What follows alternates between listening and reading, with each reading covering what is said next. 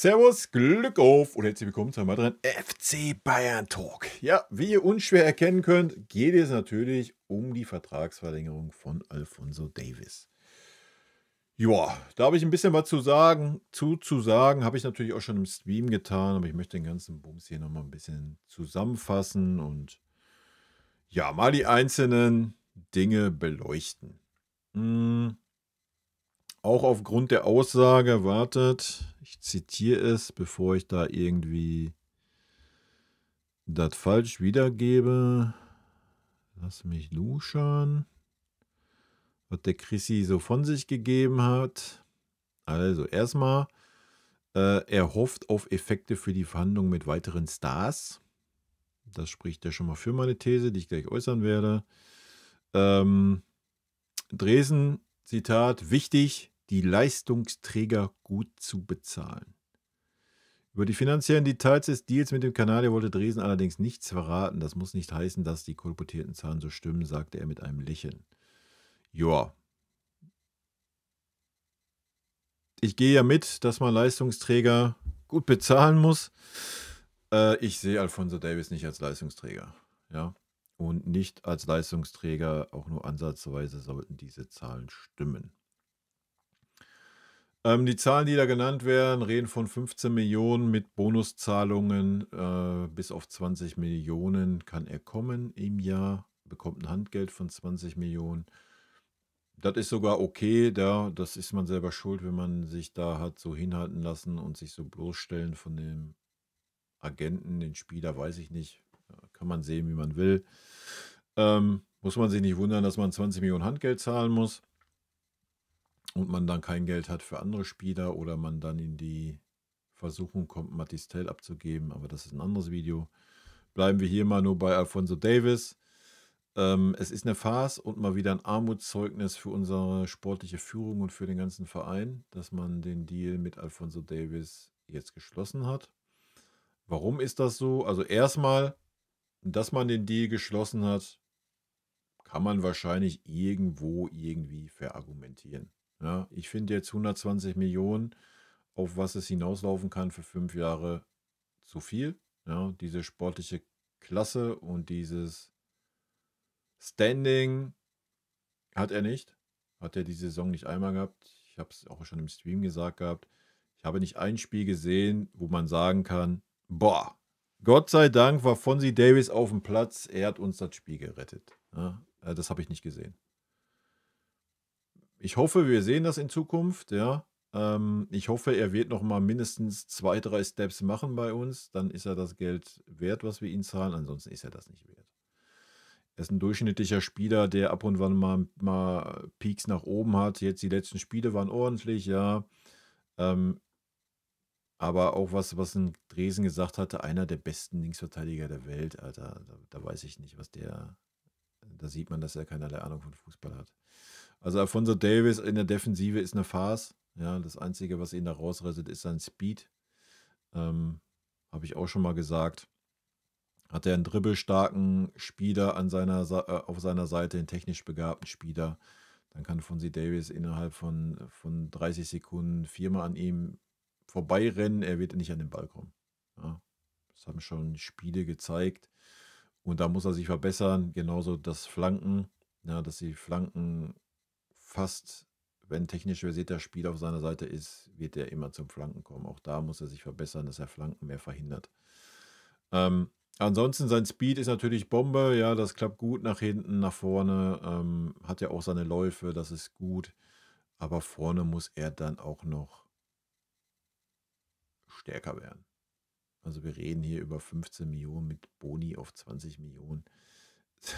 Junge, dann sollte man wenigstens das Niveau eines Lisa Razou erreichen. Ja, und da ist ein Fonzie Davies aber noch ganz weit von weg. Also, wie gesagt, für mich ist es absolute Geldverschwendung, dieser Transfer. Absolut. Man hat es halt verpasst, was im anderen Video zu Tail und Azno kommen wird.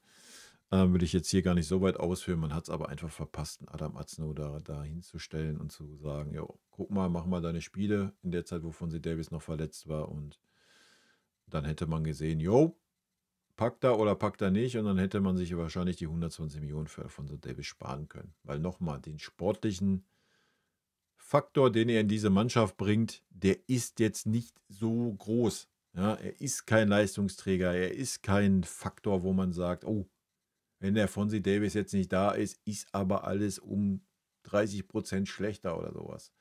Das ist in meinen Augen nicht der Fall. Ja. Er macht natürlich viel weg, wenn ein Gegner schnelle Außenbahnspieler hat, was der moderne Fußball ist. Ist natürlich super geil. Du hast auch so einen fallschnellen Verteidiger, ja, der da durch seinen Speed natürlich dann schon einiges wegarbeiten kann. Da gehe ich 100% mit, natürlich. Aber das ist auch nicht alles. Speed ist nicht alles. Ja. Das mal zur sportlichen Lage. Wie gesagt, ich hätte Fonzie Davies so bei 10 Millionen gesehen, meinetwegen dann mit Einsatzbonis und so weiter, vielleicht auf 13, ja. Das wäre ungefähr das Leistungsniveau. So, hätte Fonzie Davies jetzt in den nächsten 1, 2 Jahren dann nochmal 2 Steps gemacht, da hätte man ja gerne sagen können, yo, wir passen den Vertrag an. Aber so, ja. Hat man sich selber reingebracht in dieser Lage, indem man sich letzte Saison dahingestellt hat und gesagt hat, jo, hier, das ist das Ultimatum, in den 2 Wochen hast du Zeit, dich jetzt zu entscheiden, das ist unser Angebot, entweder nimmst du es an oder lässt es. Hat man so klar kommuniziert, auch Uli Hoeneß hat da noch gepoltert, für so einen Spieler zahle ich doch nicht so viel Geld und nein, der Vertrag war ausgehandelt schon von Max Eberl und dann wurde schon zugesagt und dann wurde das vom Aufsichtsrat abgelehnt, weil es zu viel Geld war. Und jetzt ist man doch eingeknickt und möchte gerne 120 Millionen für 5 Jahre ausgeben. Sofern die Zahlen stimmen. Ja, das wissen wir eben alle nicht. Also wir gehen mal davon aus. Zumindest wird es in dem Rahmen sein. Wir müssen jetzt wahrscheinlich nicht darüber nachdenken, dass es dann nur 10 Millionen sind oder so. Ja, ja, da gibt man wieder mal kein gutes Bild ab. So gar nicht. Und das ist super schade. Man hat eine super Chance verpasst.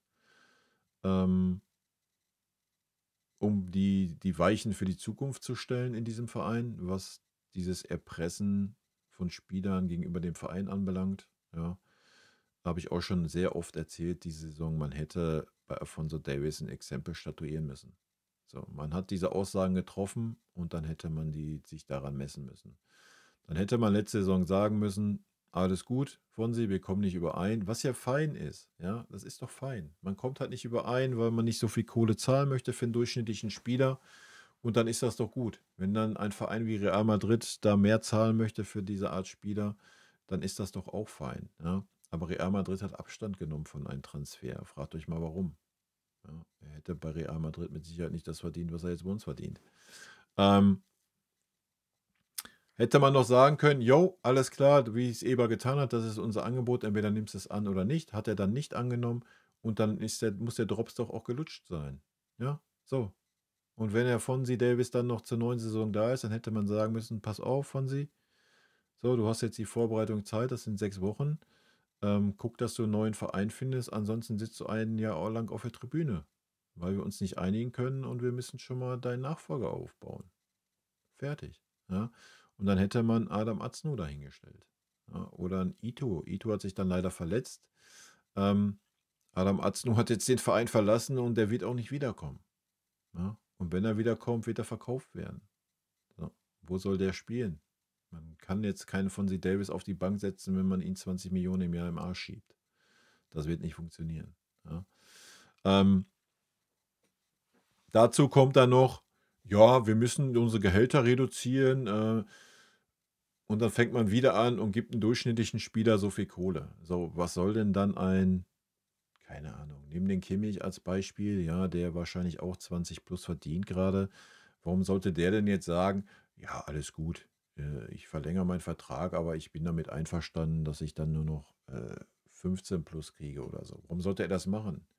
Wenn dann ein durchschnittlicher Spieler ist wie Alphonso Davies, der schon mehr verdient. Ja, also dann wundert man sich jetzt wieder bei den ganzen Vertragsverhandlungen, dass die Spieler so viel Geld fordern. Ja, warum sollten sie das auch nicht tun, wenn man jetzt gerade den Vertrag mit diesem Umfang für einen durchschnittlichen Spieler verlängert hat? Und aktuell ist Alphonso Davies ja, er ist ein guter Bundesligaspieler. Er ist meinetwegen auch ein Spieler auf internationalem Niveau, aber auch nicht mehr. Ja. Ich hoffe, ja, natürlich, man Kann natürlich argumentieren, ja, man sieht das Potenzial und man investiert das Geld in das Potenzial. Ähm, Ich meine, der ist jetzt auch nicht erst ein Jahr im Verein. Also wir haben das Potenzial die letzten Jahre gesehen. Ja. Ähm, Motiviert ihn das jetzt zu sagen, keine Ahnung, ich entwickle mich jetzt weiter, oder motiviert ihn das eher zu sagen, ja geil, ich habe alles erreicht, super, ich bekomme jetzt meine Kohle und alles ist gut. So, das werden die kommenden Wochen und Monate zeigen.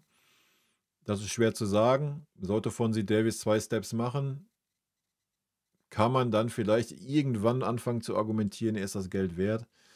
Ich glaube es nicht, dass er das jemals wert wird. Ja, aber das ist vielleicht auch Ansichtssache, wie man das interpretiert in der heutigen Zeit.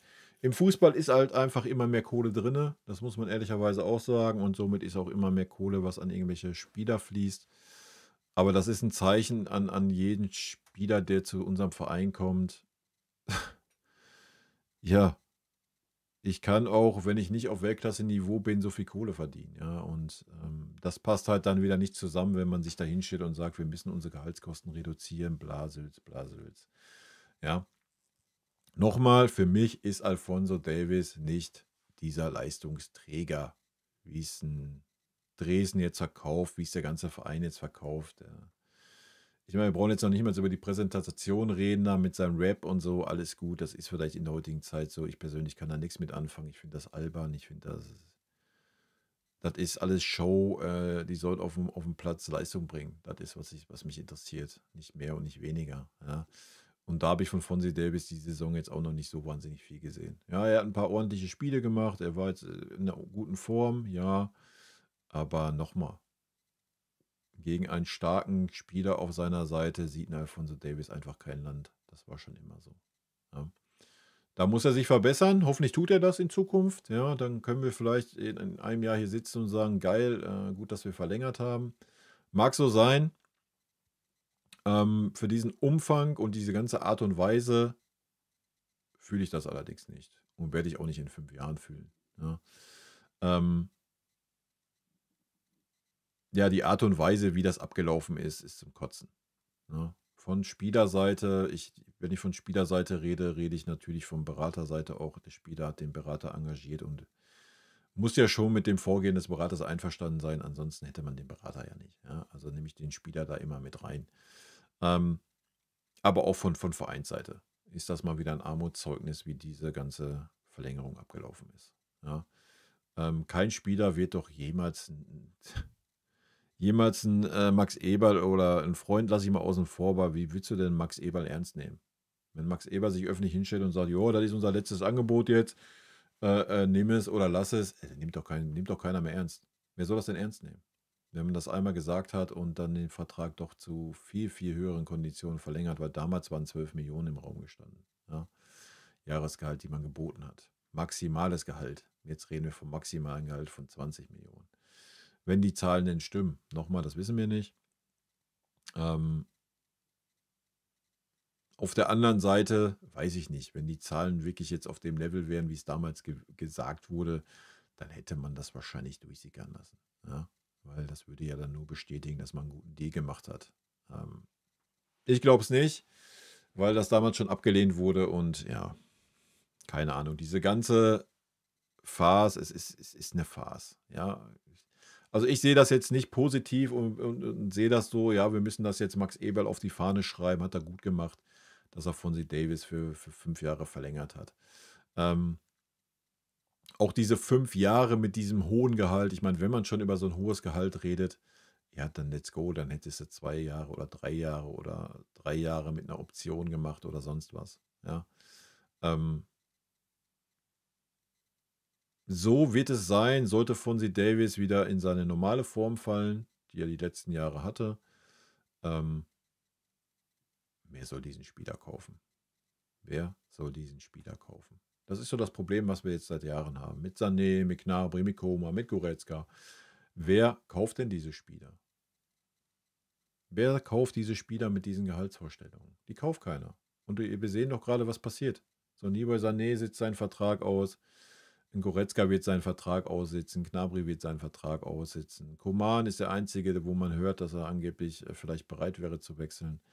Ähm, Da bleibt aber dann auch nur Saudi-Arabien, weil das das einzige Land ist, was das Gehalt zahlen kann. So, den hast du jetzt 5 Jahre am Arsch kleben.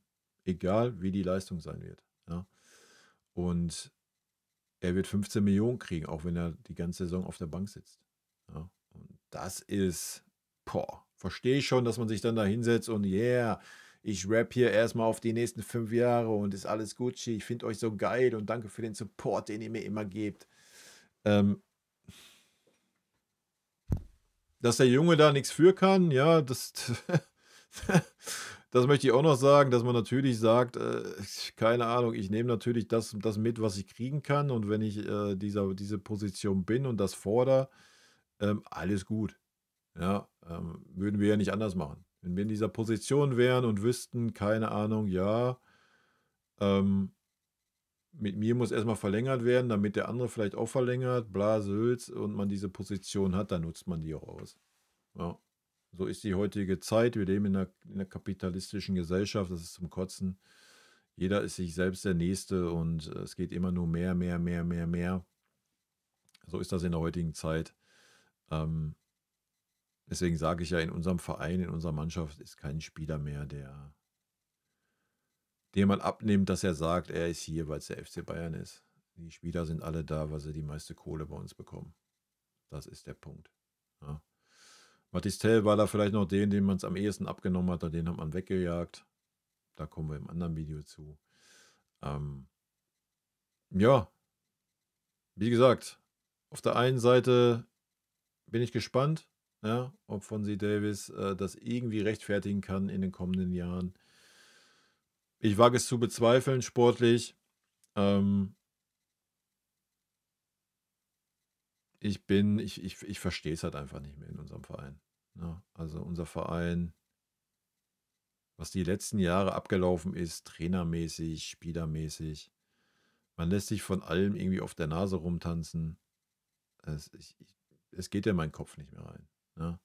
Aber da passt natürlich dann auch die Uli Hoeneß Aussage zu, und der sagt, jo, die Spieler bei uns Vertrag haben sie bei uns Vertrag, und dann brauchen wir auch nicht über einen Abgang reden, solange der Spieler nicht zu uns kommt und sagt, er möchte weg. Ja, also damit wisst ihr auch, dass wir Alphonso Davies die nächsten 5 Jahre sehr wahrscheinlich bei uns sehen werden. Ob wir dann nach den 5 Jahren sagen, jo, hat sich gelohnt, keine Ahnung. Ich persönlich wage es hart zu bezweifeln. Wie ich schon sagte, auf der anderen Seite hast du natürlich die Chance für einen Adam Aznou auf der Seite schon mal komplett zugebaut. Auf der anderen Seite sieht es nicht anders aus. Also ist wieder so ein Riesentalent wie so ein Adam weg, weil wo soll der spielen? Ja. Das ist schade, das hätte man anders lösen können, und da muss mir auch keiner das Argument bringen, und das ist mein letzter Punkt, das Argument bringen, ja, aber was wäre denn gewesen? Wir hätten jetzt Alphonso Davies ablösefrei gehen lassen, hätten wir Verlustgeschäft gemacht. Punkt 1, Schwachsinn, weil er fast nichts gekostet hat, wo er zu uns gekommen ist. Punkt 2, aber ja, du hättest ja einen neuen Linksverteidiger verpflichten müssen, der hätte ja wahrscheinlich schon 50, 60, 70 Millionen gekostet, und den hättest du dann auch nochmal 12, 13, 14 zahlen müssen pro Jahr, und das wäre dann teurer gewesen, wie mit Fonzie Davies zu verlängern. Auch das ist in meinen Augen Schwachsinn. So, du hast einen Adam Aznou da gehabt, du hast einen Ito, der hoffentlich jetzt auch langsam fit wird. Wäre das da nötig gewesen, mit einem Fonzie Davies für diese Kondition zu verlängern? Ich denke nicht. Ja. Hätte man natürlich herausfinden können, nach der starken Vorbereitung, die in Adam gespielt hat, danach, dass er Nationalspieler geworden ist, hätte man ja einfach zum Anfang der Saison sagen können, jo, alles klar, komm, Adam kriegt seine Chance, lass ihn mal 5, 6 Spiele spielen. Und dann hätte man doch gesehen, ja, alles gut, wir brauchen keinen Fonzie Davies. Ja? Oder halt, ja, wir müssen unbedingt mit Fonzie Davies verlängern, Adam packt das nicht. So, dann hätte man Argumente gehabt. Ja? So hat man wieder die Chance vertan und gibt jetzt wieder einen Spieler, wie ich schon gesagt habe, der internationales Niveau hat. So viel Geld, als wäre er ein Weltstar. Was er nicht ist. Was er bei weitem nicht ist. Und er ist auch kein Leistungsträger in dieser Mannschaft. Ja? Ob ein Fonzie Davies auf dem Platz steht oder in China fällt ein Sack Reis um, Alter. Wen interessiert das? Ja, kannst du auch einen Rafa Guerrero dahinstellen. Der ist von der Abwehrleistung ungefähr das gleiche Niveau. Nach vorne hat er auch das gleiche Niveau. Er ist halt nur nicht so schnell wie ein Fonzie Davies. Ja, das ist der Unterschied. Ja, das sind meine 2 Cents zu Fonzie Davies. Damit habe ich alles gesagt. Die Art und Weise, wie man ihn jetzt hypt im Verein, die Art und Weise, wie er sich vorher verhalten hat, wie ein Arschloch gegenüber dem Verein, ist auf jeden Fall was mir nicht gefällt. Ich weiß, viele von euch sehen das anders. Das ist auch völlig fein. Ihr könnt das auch feiern, dass Fonzie Davies jetzt da ist. Die nächsten 5 Jahre. Für mich ist das einfach nur ein Alibi. Habe ich auch nochmal anhand der Aussage von Dresen gesehen. Ja, wir hoffen, dass das ein Signal ist für andere Spieler zu verlängern. Das ist der Punkt. Ja, das ist der Punkt. Weil das Signal wäre gewesen, oh ja, wir können aus seiner Sicht einen Leistungsträger nicht halten. Wir geben den an Real Madrid ab. Das wäre natürlich ein Zeichen an Musiala und Kimmich und was weiß ich gewesen. So, ja, beim FC Bayern bröckelt es oder was auch immer. Ja. Und so ist es das Zeichen, ja, komm. Geil, wir zahlen euch, was ihr haben wollt, let's go. Und Musiala, sein Bro, ist im Verein und alles ist gut, alles ist schön. Freut er sich und verlängert er dann auch und ist doch toll. Ja? Super. Also, ja. Ich glaube nicht, dass da so viele sportliche Gründe für gesprochen haben, dass man Alphonso Davies erstmal so durchgezogen hat, die Saison, gerade am Anfang der Saison, wo er richtig schlecht war. Und dass man ihm jetzt dieses Gehalt zahlt. Vielleicht, wer weiß es. Vielleicht haben wir richtig Glück, weil man hat natürlich dadurch den Marktwert nochmal extrem hochgeschraubt. Ja, ein Spieler, der jetzt 5 Jahre Vertrag hat, noch ein sehr gutes Alter hat mit 24. Vielleicht, wer weiß. Vielleicht kommt noch ein utopisches Angebot nächstes Jahr rein oder sowas. Vielleicht setzt man ihn jetzt dann auch in Konkurrenz, nachdem der Vertrag verlängert wurde und lässt ihn da nicht außer Konkurrenz rumrennen. Das wissen wir alle nicht. Ja. Vielleicht bekommt der Adam dann seine Chance, wenn er nächstes Jahr zurückkommt und darf sich da behaupten gegen Fonzie Davies, weil wenn Musiala dann verlängert hat, spielt es ja nicht mehr die Rolle, ob ein Fonzie Davies dann auf der Bank sitzt. Aber ja, dann hat ein Jamal Musiala ja wahrscheinlich eine Ausstiegsklausel und dann kann er ja seinen besten Bro hinterherreisen. Whatever. Keine Ahnung. Ist mir alles, sage ich euch ganz ehrlich, zu viel Politik, diese Vertragsverlängerung.